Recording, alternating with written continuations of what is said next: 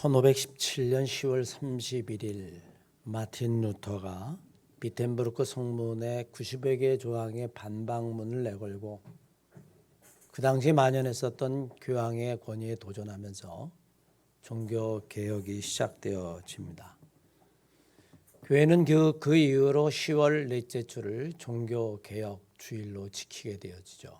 그리고 그 종교개혁은 오늘날까지 개신교의 뿌리가 됩니다. 사실 개혁이라고 하는 말의 사전적인 의미는 어떤 체제나 제도를 뜯어고치는 것을 개혁이라고 이야기하죠. 하지만 이 개혁은 말이 쉽지 그렇게 간단하지는 않습니다. 실제로 개혁을 이루기는 너무 어렵습니다. 먼저 기득권 세력의 저항이 있기 때문입니다. 변화를 싫어하고 있는 그대로를 유지하고자 하는 그 세력이 저항하기 시작하면 개혁은 실패되고 말지요. 하지만 더 어려운 이유가 따로 있습니다. 진짜 개혁은 다른 사람이나 제도를 고치는 것을 넘어서서 자기 자신부터 변해야 하기 때문입니다.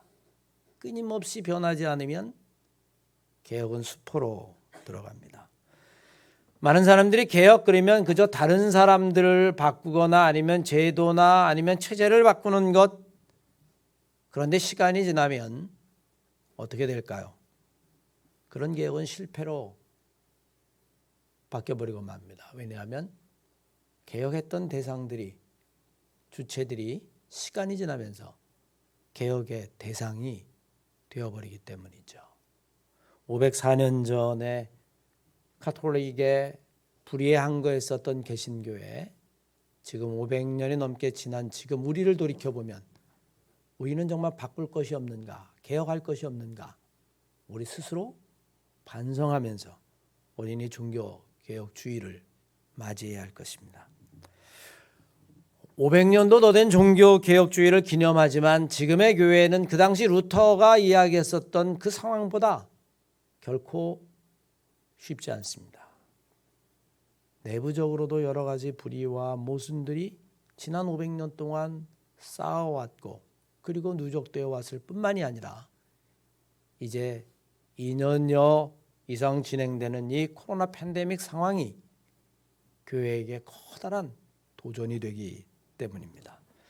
사회에서 교회를 바라보는 시선도 부정적이지만 무엇보다도 이 비대면이라고 하는 것, 그 상황 속에서 우리가 예배를 드려야 한다라고 하는 것, 교회의 가장 중요한 이 예배의 위기, 예배에 대한 이 도전이야말로 어쩌면 교회가 갖고 있는 가장 큰 위기 중에 하나라고 이야기할 수 있을지 모르겠습니다. 최근에 읽은 책 가운데 가벤다라고 하는 성서학자가 쓴 로마서에 가면이라고 하는 책이 있습니다. 여러분들 신앙생활하면서 로마서 읽어보셨습니까? 마태나 마가, 누가 이런 복음서에 나온 이야기들은 많은 성도들이 익숙해 있고 많이 들어서 잘 알고 있어요.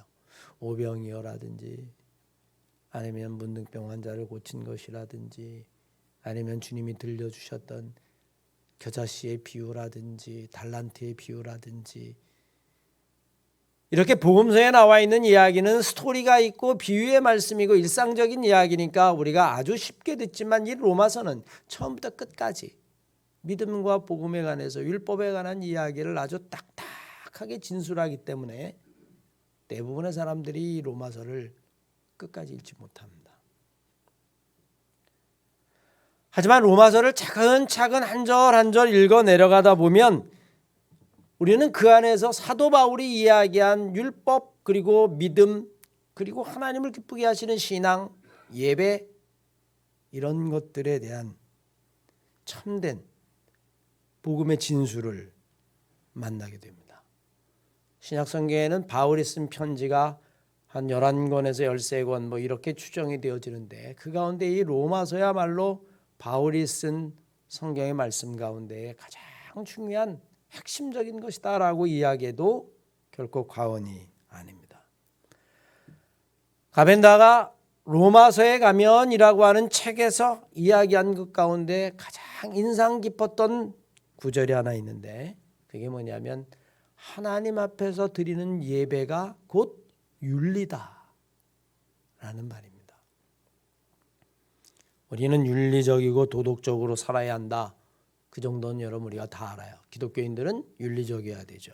도덕적이어야만 합니다. 기독교인들은 착하게 살아야만 합니다. 선하게 살아야 하고 흠 없어야만 합니다.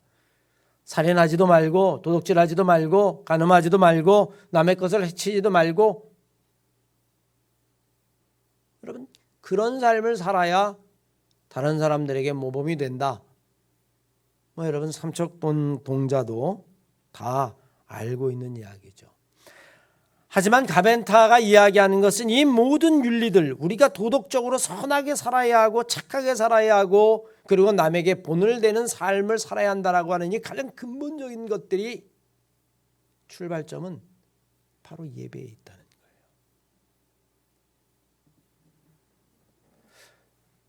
거예요. 예배가 윤리의 시작이다.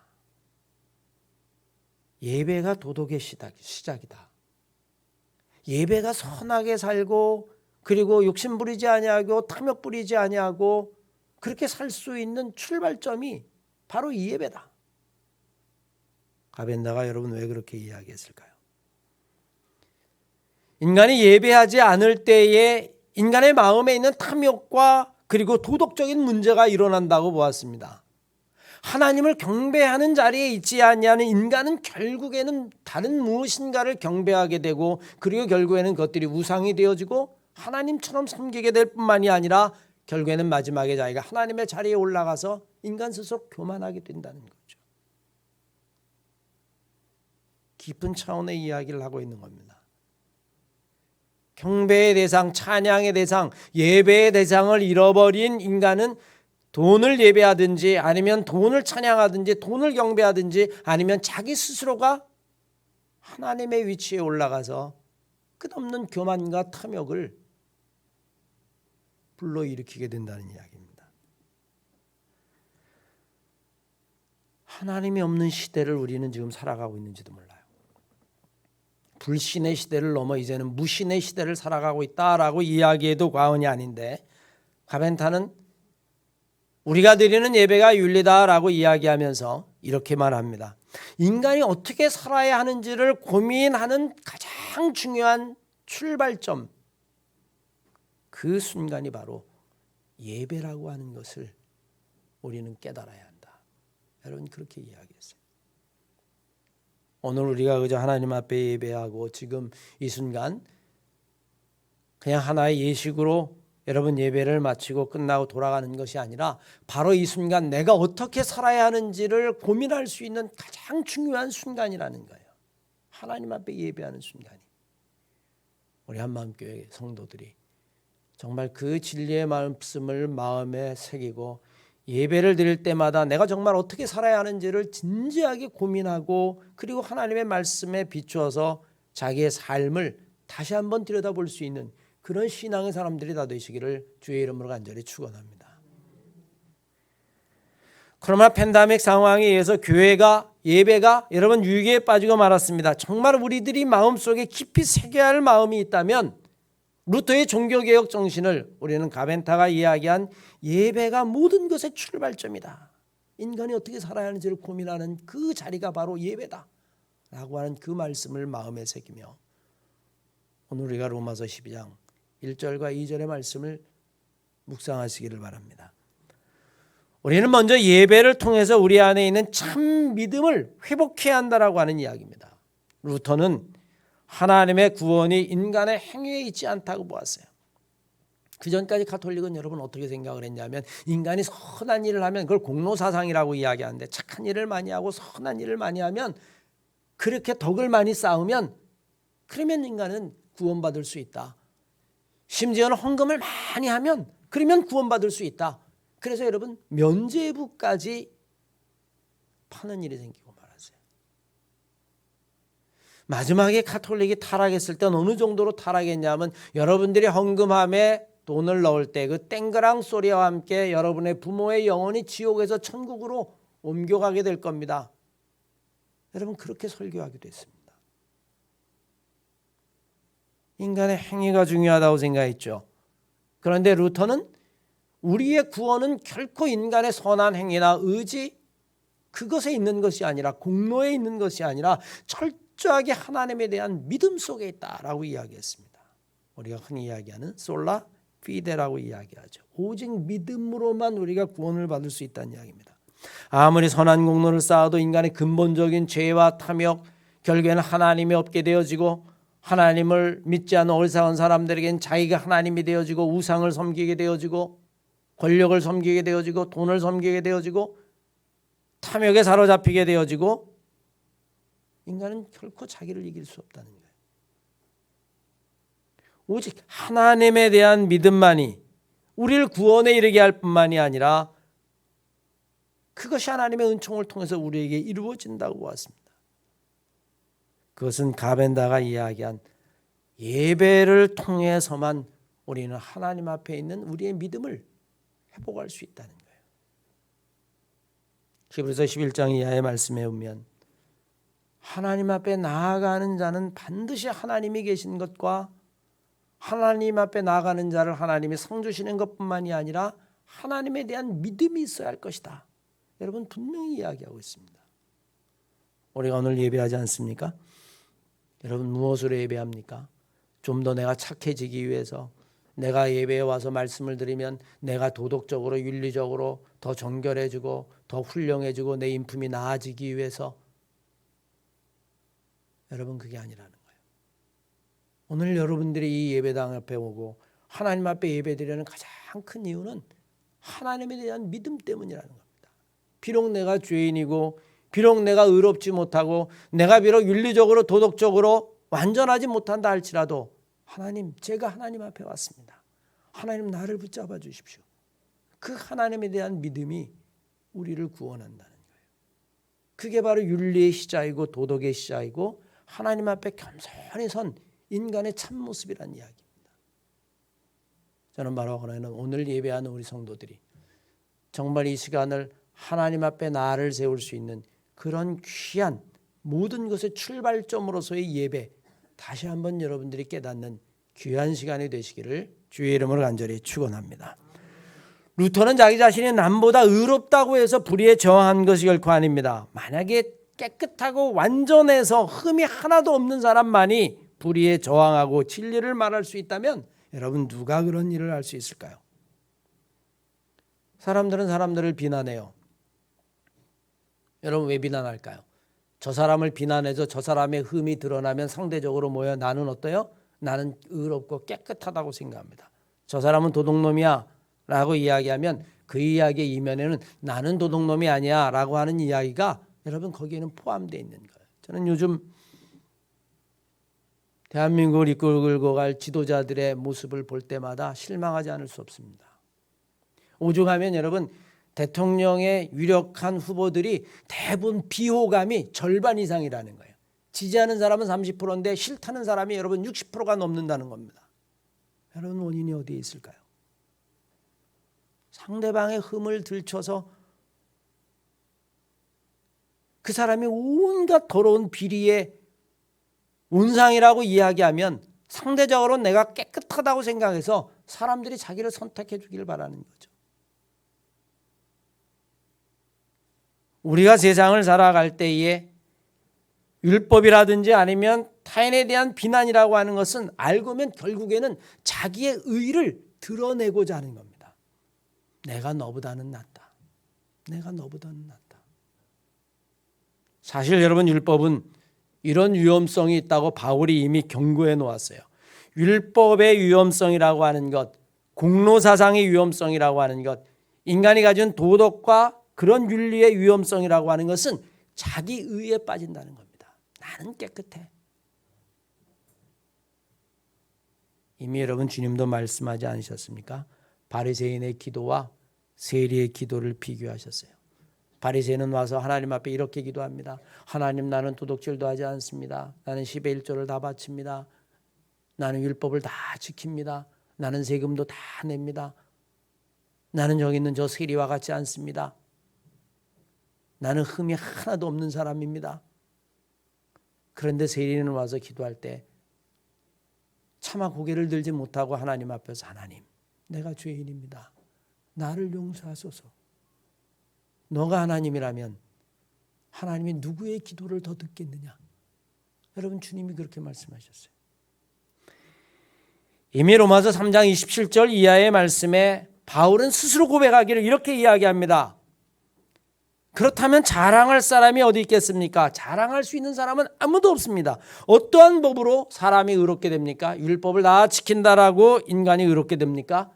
인간의 의는 이런 것과는 전혀 상관이 없습니다. 정말 의롭게 되는 것은 오직 믿음의 원리에 의해서만 의로워집니다. 사람은 율법을 지키는 것이 아니라 참된 믿음, 하나님을 향한 참된 믿음 속에서만 인간은 구원을 받을 수 있는 것입니다. 바울이 여러분 이미 로마서를 통해서 우리에게 이야기하죠. 우리가 율법을 다 지킬 수도 없지만 혹 지켰다 할지라도 그것은 여러분 우리를 구원으로 인도하지 못한다는 거예요. 자기를 자랑하는 것에 빠져버리고 만다는 이야기입니다. 오히려 내가 더 교만해진다라고 이야기하는 겁니다.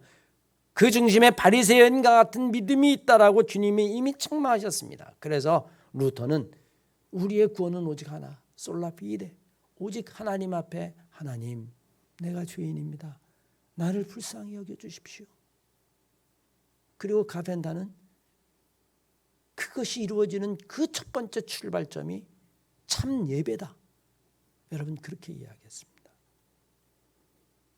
우리가 하나님 앞에 예배할 때마다 정말 하나님에 대한 믿음을 회복하고 이 코로나 코비드 상황 속에서 우리가 다 함께 예배하지 못하지만 여러분들의 영혼이 예배 때마다 하나님 앞에 서 있음을 다시 한번 돌이켜 루터가 이야기한 솔라피데, 오직 믿음뿐만이 아니라 가벤타가 이야기한 모든 것의 출발점으로서의 예배, 그 예배를 회복할 수 있는 우리 한마음교회 성도들 다 되시기를 주의 이름을 간절히 축원합니다. 그러면 우리를 이렇게 믿음으로 인도하는 이 길은 어디에 있을까요? 이 믿음은 어디로부터 올까요? 바울은 여러분 우리의 믿음이 오직 하나님의 말씀으로부터 온다. 여러분 그렇게 이야기했습니다.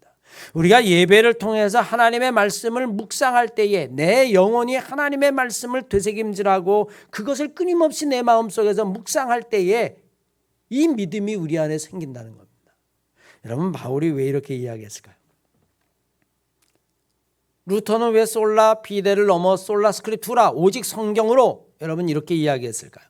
바울은 이미 로마서 10장에서 이렇게 이야기합니다. 우리의 믿음은 어디에 생기는지 아십니까? 믿음은 들음에서 나오게 되어 있습니다. 여러분 무엇을 들어야 합니까? 예수 그리스도의 말씀을 들어야만 합니다. 그래야 우리의 믿음이 생기는 법입니다. 그래서 여러분 어떤 경우라도 하나님의 말씀을 묵상하십시오. 하나님의 말씀 외에는 어떤 것도 신앙의 표준이 없습니다. 여러분 우리는 예배할 때에 설교자가 하는 예화도 좋고 설교자가 들려주는 지식도 좋지만 그 전에 여러분 우리가 묵상하면 하나님의 본문, 하나님의 말씀, 그 성경을 있는 그대로 묵상함으로 그 말씀을 통해서 여러분이 믿음에 이르시기를 주의 이름을 간절히 축원합니다. 루터가 이렇게 말한 이유가 있습니다. 지금은 여러분 집에 성경책이 몇 권씩 있죠? 때로는 집에 돌아가면 일주일 내내 성경책 보지 않으시죠? 아니, 요즘은 여러분 성경책도 그렇게 종이로 된 게 아니라 다 핸드폰으로 들고 다니면서 찬양도 성경도 다 보니까 어떻게 보면 성경이 여러분 언제라도 우리들이 볼 수 있어요. 근데 놀랍죠? 언제라도 성경을 볼 수 있기 때문에 우리는 성경을 안 봅니다. 만약에 여러분들에게 성경은 절대로 읽을 수 없고 평생에 한 번 성경을 볼까 말까 한다면 여러분들은 성경을 정말 사모하게 될 겁니다. 왜? 성경이 너무너무 귀해서 말이에요. 근데 여러분들이 지금 들고 다니는 핸드폰 안에 성경 찬양 다 있어요. 여러분 루터 때도 그랬을까요? 천만의 말씀입니다. 루터 때는요 성경을 읽을 수도 없었어요. 아니 성경을 평신도가 가지고 있다라고 하는 것을 법으로 금했습니다. 누구만 가질 수 있느냐? 사제들만 가질 수 있었어요. 보통 사람은 성경을 읽을 수도 없고 가질 수도 없었습니다. 가질 수 없으니 읽을 수 없었고 오직 사제들만 그 성경을 읽으니 그 성경은 자기 멋대로 해석하는 것이죠. 이것이 하나님의 말씀이라고 우겨도 방법이 없었습니다. 교황의 말이 여러분 곧 성경이 되어버리고 말았습니다. 면죄부를 발행해 주어도 그것이 옳은 말인지 그른 말인지 조차도 알 수 없었어요. 왜? 성경을 읽을 수 없었으니까 말이에요. 교황이 그렇게 말씀하셨으면 이게 성경에 있는 말씀인가 보다. 여러분 그렇게 받아들이던 시절이었습니다. 그런데 여러분 지금은 그렇지 않죠. 성경은 누구나 읽을 수 있습니다. 그런데 놀랍게도 우리는 성경을 묵상하지 않습니다.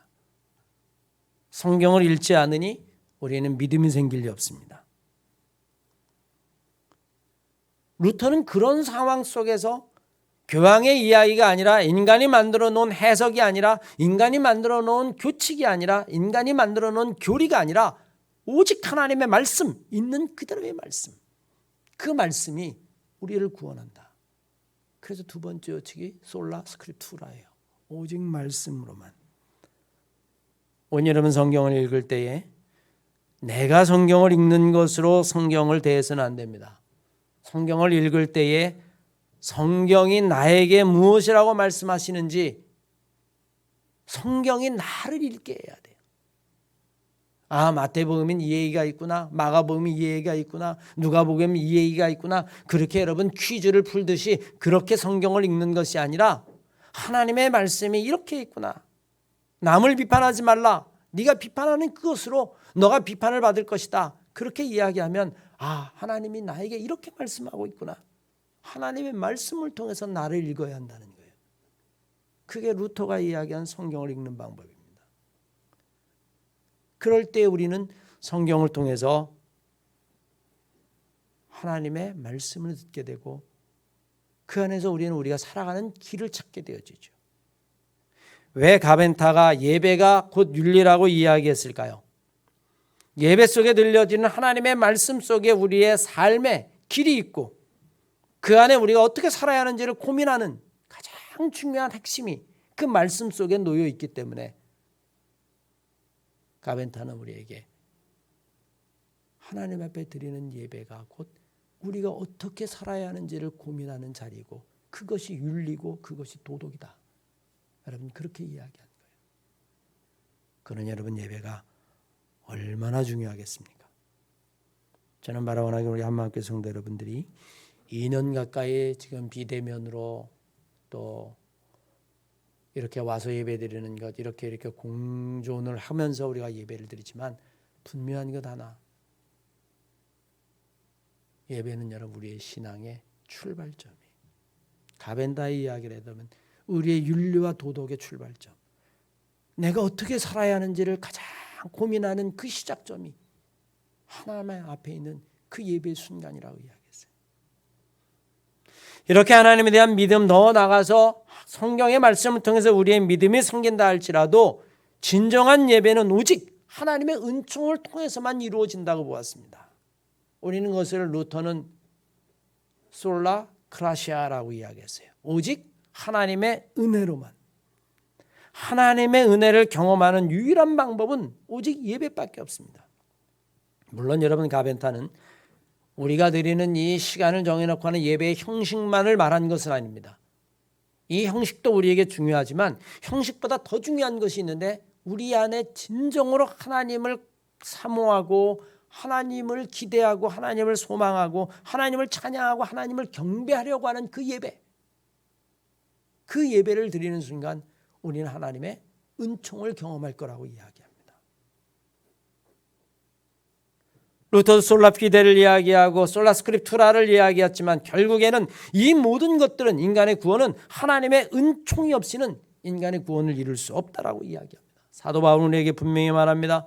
우리가 가진 믿음조차도 하나님의 선물이라고 이야기해요. 에베소서 2장 8절 말씀에 의하면 너희가 그 은혜를 인하여 믿음으로 말미암아 구원을 얻었나니 이것은 너희에게서 난 것이 아니요 하나님의 은혜라. 내 안에 있는 믿음조차도 하나님의 은혜라는 겁니다. 하나님의 은혜가 아니고서는 우리는 하나님에게 예배할 수 없다는 거죠. 지금 이 자리에 여러분이 와서 예배하는 것, 그리고 온라인으로 우리가 비대면으로라도 이렇게 예배하고 모니터 앞에 앉아서 우리가 함께 예배하는 것, 이 자체가 하나님이 우리에게 주신 은혜요 은총이라는 것을 우리가 깨달아야 한다는 거예요. 사도 바울은 고린도 교인들에게 보낸 편지에서 이렇게 이야기합니다. 그러므로 내가 나아된 것은 하나님의 은혜로 된 것이니 내게 주신 그 은혜가 헛되지 아니하여 내가 모든 사도들보다도 더 수고하였으나 그러나 이 모든 것들은 내가 한 것이 아니요 오직 나와 함께 하신 하나님의 은혜다. 여러분 그렇게 이야기했어요. 나와 함께 하신 하나님의 은혜다. 하나님이 모든 순간에도 여러분들과 함께 하지만 여러분 그것을 느끼십니까? 일상생활에서 친구를 만나고 아니면 여러분들이 직장에서 일을 하고 그러면서 여러분 하나님이 나와 함께 있다는 걸 느낄 수가 있어요. 그런데 느끼는 순간이 있습니다. 예배하는 마음을 가질 때예요. 이렇게 와서 예배할 때에 아니면 여러분들이 어느 날 길을 갔다가 찬송가를 부를 때에 아니면 여러분들이 어느 순간 마음이 괴로워서 하나님의 말씀을 묵상할 때에 그 순간 우리는 하나님의 은혜를 경험하죠. 그리고 우리는 그 순간 그것을 예배라고 이야기하고 루터가 이야기한 대로 하나님의 은혜라고 이야기하고 가멘타가 이야기한 대로 내가 이제 어떻게 살아야겠다라고 하는 것을 고민하는 순간이라는 거예요. 그것이 하나님의 은혜가 없이는 절대로 이루어질 수 없다는 겁니다. 제가 여러분 종교개혁 예배를 드릴 때마다 이야기하지만 루터는 마지막 순간에 자기가 하고 싶은 것을 철회하고 싶은 마음이 있었어요. 왜 그랬을까요? 죽을까 봐. 밤새도록 괴로워하면서 종탑에서 내가 이러다가 100년 전에는 야누스가 화형에 처해졌는데 내가 살 수 있을까? 그럼에도 불구하고 하나님에 대한 믿음 그리고 오직 성경의 말씀대로 살겠다라고 하는 그 강력한 의지가 루터로 하여금 물러서지 않겠습니다.